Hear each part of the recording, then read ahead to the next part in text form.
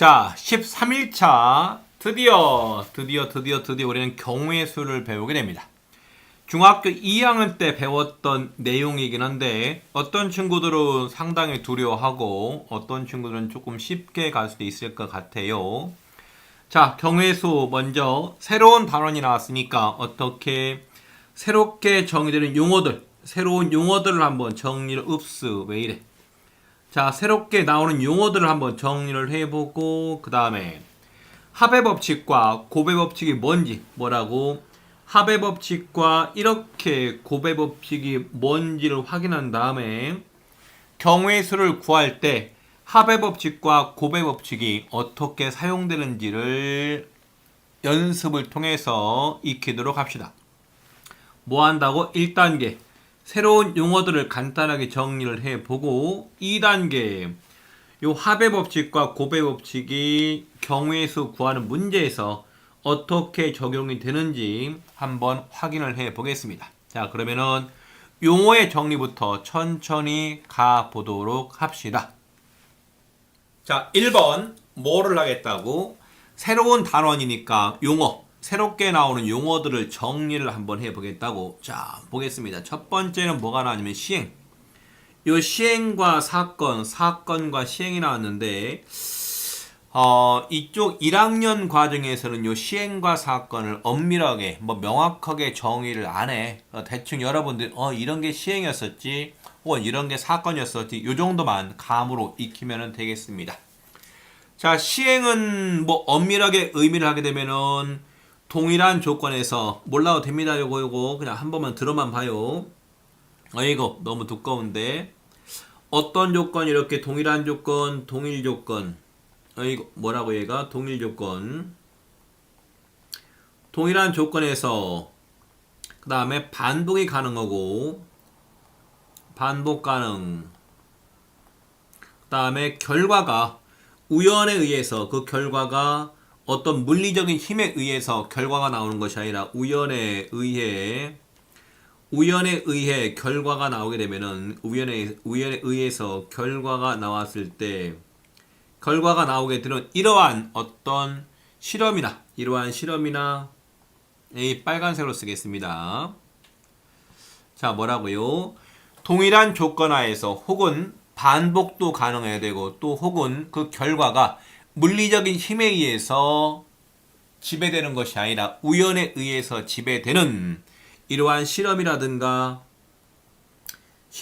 이렇게 관찰 혹은 조사 관사가 아니라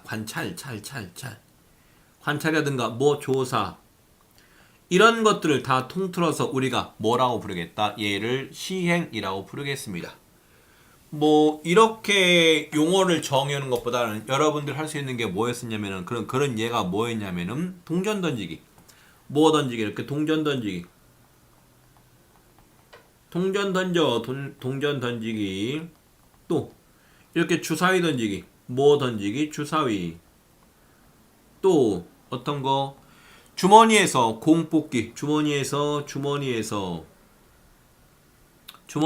공을 뽑는 거 이런 것들도 있겠죠. 이런 것들을 다 우리가 뭐라고 부를 거냐면은 그냥 시행이라고 부르겠다고. 괜찮을까요?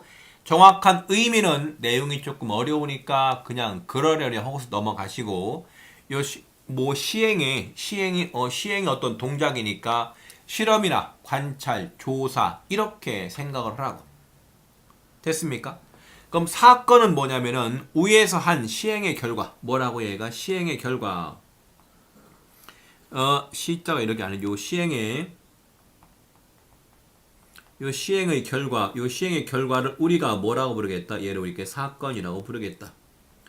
조금 더 엄밀한 의미의 사건은 나중에 여러분들이 고등학교 2학년 때 확률을 배우면서 다시 한번 시행과 사건과 시행을 정의를 하도록 하고 1학년 과정에서는 이렇게 간단하게 실험이나 조사, 관찰 이런 것들을 다 시행이라고 부르고 그 결과를 그냥 사건이라고 부르겠습니다. 그럼 예를 들어서 사건에는 뭐가 있냐면은 우리가 동전을 던지는 것은 뭐라고? 시행이라면서. 그럼 동전을 던졌을 때 이렇게 앞면 나오는 사건, 뭐가 나왔다고? 이렇게 앞면이 뭐가 나왔다고? 동전을 던지는 시행에서 이렇게 앞면이 나오는 사건 혹은 뒷면이 나오는 사건, 이런 것들이 사건이 되겠지. 또 주사위를 던지는 시행에서는 홀수가 나오는 사건, 그렇죠. 주사위를 던지는 시행에서 이렇게 누가? 홀수 또는 짝수가 나오는 사건, 홀수가 이렇게 나오는 사건, 이런 것들이 다 뭐가 된다? 이런 것들이 다 사건이 될 수가 있겠지. 인정? 요 정도로만 시행과 사건, 사건과 시행을 여러분들이 구분할 수 있으면 되겠습니다. 괜찮죠? 자, 그러면은 넘어갑니다. 쭉 내려와서 이번에는 뭐가 나왔냐면은 합의 법칙이 나왔는데, 합의 법칙을 하기 전에 합의 법칙을 하기 전에 먼저 위에 거 사건을 하나 하면 다음 하겠습니다. 자, 먼저 예를 들어서 내가 뭘 던질 거면 이렇게 주사위를 하나 던질 거야. 주사위. 자, 주사위를 한 번 던지는 시행에서 이렇게 짝수가 나오는 사건. 뭐가 나오는 사건? 이렇게 짝수가 나오는 사건은 몇 가지가 될까? 짝수가 나오는 사건. 예요. 선생님. 짝수가 나오는 경우는 짝수가 2 또는 4 또는 6이니까 세 가지가 되겠죠. 여러분은 천재라니까요. 이렇게 세 가지가 나오겠죠. 이거 왜 갑자기 했냐고요? 이 녀석은 요 합의 법칙과 연결을 혹은 구분을 하기 위해서 잠깐 예를 든 것 뿐이야, 이렇게. 자, 합의 법칙은 뭐가 나왔다? 자, 올려보겠습니다. 이번에는 사건이 하나가 아니라 사건이 두 개가 나왔대. 뭐가 나왔다고? 요 합의 법칙은 사건이 A가 나오고, 사건이 한 개가 주어진 것이 아니라 몇 개가 주어져 있다.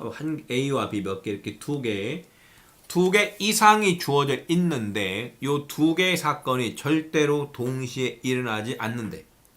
뭐라고요? 요 사건 A와 사건 B가 절대로 동시에 일어나지 않는데, 이렇게 절대로 동시에 일어나지 않는데.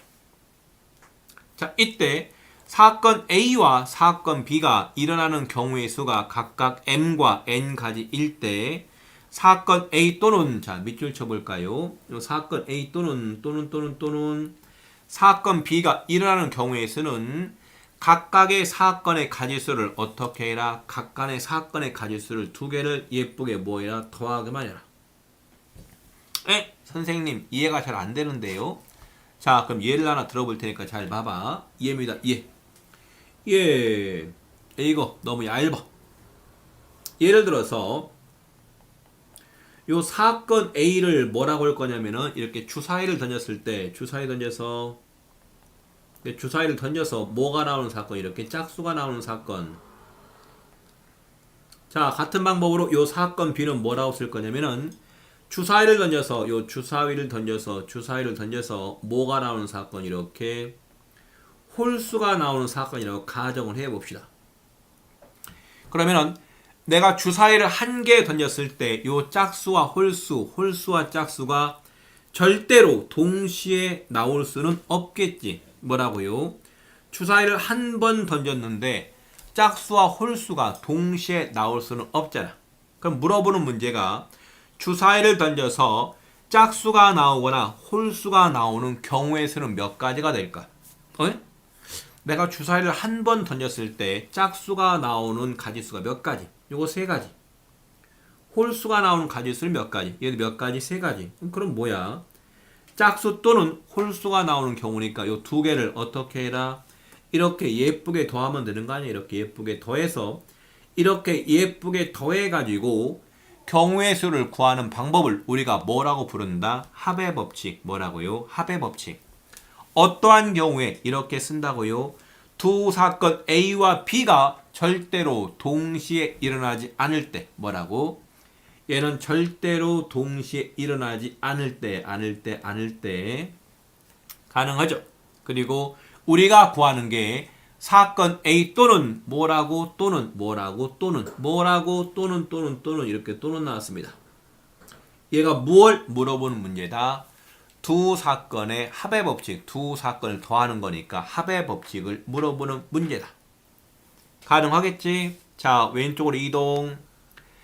자, 이번에는 뭐가 나왔냐면은 곱의 법칙이 나왔지. 뭐가 나왔다고? 곱의 법칙. 곱의 법칙도 한번 해봅시다. 곱의 법칙이 나온 거 보니까 곱하라는 얘기 같은데 얘는 무작정 곱하는 것이 아니라 어떠한 상황에서 곱하는 건지를 확인을 해야 돼. 자, 여기도 두 개의 사건 A와 B에 대해서 요 사건 A가 일어나는 경우가 M가지, 사건 A가 일어나는 경우가 이렇게 M가지가 나와 있고, 그 각각에 대해서 사건 B가 일어나는 경우가 이렇게 N가지일 때, 사건 A와 B가 잇따라서 밑줄 치겠습니다. 사건 A와 B가 잇따라 어딜 밑줄 치냐면은 여기 잇따라 밑줄 어디 잇따라 이렇게 얘가 일어나는 경우의 수를 구하래. 예를 들어서 이런 거를 한번 해볼 테니까 조금만 올려볼까요? 올려. 자, 뭐가 나왔냐면은 이렇게 나왔대. 예를 들어서 집에서 이렇게 여기 집. 자, 그림을 그려 설명하겠습니다. 나 집이 있고 이렇게 학교가 있는데, 자, 집과 학교 사이가 조금 멀어가지고 이게 중간에 이렇게 A 지점, 여기 서점 얘를 거쳐가지고 학교를 가야 된대. 뭐라고? 집에서 학교까지 가는데 반드시 서점을 거쳐서 가야만 한대. 자, 그런데 집에서 학교까지 가는 집에서 서점까지 가는 방법의 가지수가 이렇게 한 가지, 어떻게 두 가지, 뭐라고? 집에서 서점까지 가는 방법의 가지수가 이렇게 세 가지가 나왔대. 이거 왜 이래? 몇 가지 이렇게 세 가지가 길이 주어져 있고, 자, 이번에는 서점에서 학교까지 가는 길을 봤더니 이렇게 한 가지가 있고, 몇 가지 이렇게 두 가지가 있고, 몇 가지 이렇게 세 가지가 있고, 몇 가지 이렇게 몇 가지가 있다, 이렇게 네 가지가 있다, 몇 가지 이렇게 네 가지가 있대요. 자, 이때 집에서 서점까지 가는 경우를 사건 A라고 부르기로 하고, 뭐라고? 집에서 서점까지 가는 경우를 사건 A라고 부르기로 하고, 서점에서 학교까지 가는 경우를 사건 이렇게 B라고 부르기로 했을 때, 예를 들어서 집에서 서점까지 가는 방법 중에 요 1번 방법이 있지. 요거 1번. 그러면은 내가 집에서 서점까지 1번 길을 따라갔을 때 그때 서점에서 학교까지는 몇 가지 방법이 있다? 여전히 네 가지 방법이 있겠지. 뭐라고요? 집에서 서점까지 이렇게 2번 길을 따라갔는데 2번 길을 따라간 다음에 서점에서 학교까지 가려고 봤더니 몇 가지 길이 있다? 역시 몇 가지가 있다? 네 가지 길이 있다.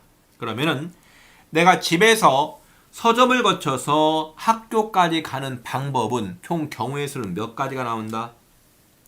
자, 집에서 어딜 거쳐서 집에서 어딜 거쳐서 이렇게 서점을 거쳐서 어디까지 간다? 이렇게 학교까지. 이렇게 가는 방법의 가지수가 몇 가지가 나온다? 자, 생각.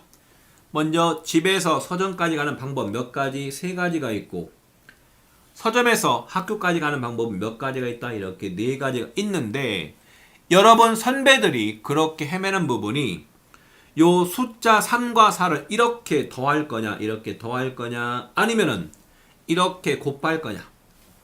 뭐라고요? 이렇게 곱할 거냐. 자, 더할까 곱할까? 더하면은 여러분이 좋아하는 럭키 7이 나오게 되고, 곱하면은 12가 나올 거 아니냐. 선생님 무슨 말도 안 되는. 자, 이 문제는 집에서 서점을 거쳐서 연속해서 학교까지 가는 경우니까 뭐라고요? 집에서 서점을 거쳐서 연속해서 학교까지 가는 경우니까 더하는 것이 아니라 어떻게 해라? 이렇게 곱해라. 뭐 하라고? 이렇게 곱한 녀석이 올바른 답을 만들어내게 된다. 괜찮아요? 왜 그러냐고? 아니, 아까 했었잖아. 집에서 서점까지 가는 방법이 이렇게 1번 길을 따라갔을 때, 몇 번 길을 이렇게 1번 길을 따라갔을 때, 요 하나에 대해서 서점에서 학교까지 가는 방법은 몇 가지가 있으니까 이렇게 한 가지, 몇 가지, 두 가지, 몇 가지, 세 가지, 몇 가지, 이렇게 네 가지가 있으니까 3 곱하기 4가 집에서 서점을 거쳐서 학교까지 가는 전체 경우의 수가 돼버린다. 이렇게 곱을 이용해서 전체 경우의 수를 구하는 방법이 뭐다? 곱의 법칙이 된다. 될까요? 합의 법칙과 곱의 법칙이 구분이 갈까? 리얼리? 안 간다고?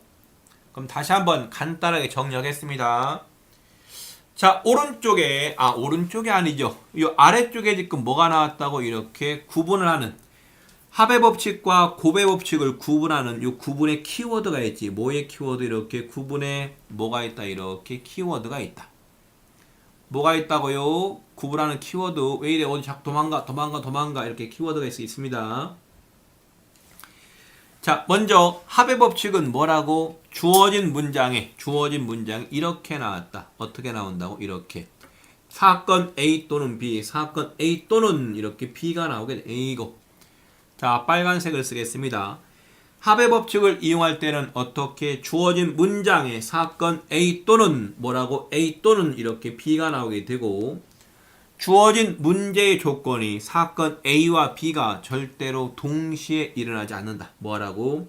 절대로 동시에 일어나지 않는데요. 괜찮지? 자, 그럼 곱의 법칙은? 곱의 법칙은 왼쪽에 숨겨놨으니까 잠깐만 기다려봐. 쭈루루루루. 자, 곱의 법칙은 물어보는 문제가 사건 A 그리고가 나온다. 합의 법칙은 또는이 나왔지만 곱의 법칙은 뭐가 나온다? 그리고가 나오게 된다. 그리고 얘는 A와 B가 동시에 뭐라고? 사건 A와 B가 이렇게 동시에 뭐라고? 사건 A와 B가 이렇게 연속해서 이런 문장이 이러한 단어가 들어있으면 무엇을 이용해서? 곱의 법칙을 이용해서 경우의 수를 구해라. 괜찮을까요? 자, 오늘은 경우의 수 첫 번째 시간인데 여러분이 알고 있는 공식이 별로 없어요. 뭐가 없다고? 여러분이 알고 있는 공식이 별로 없다 보니까 어쩔 수 없이 경우의 수를 구하는 문제를 경우를 나누어서 이런 경우, 저런 경우, 이런 경우를 나누어서 각각에 대해서 약간의 노가다가 필요한 문제들이 조금 많을 겁니다. 그렇게 연습을 해야 돼. 실제로 고3 때 최근 모의고사 추세가 노가다. 당신은 경우를 이렇게 저렇게 요렇게 나눈 다음에 노가다를 할 수 있느냐를 물어보는 문제가 추세니까 여러분들도 그러는 연습을 조금 하겠습니다.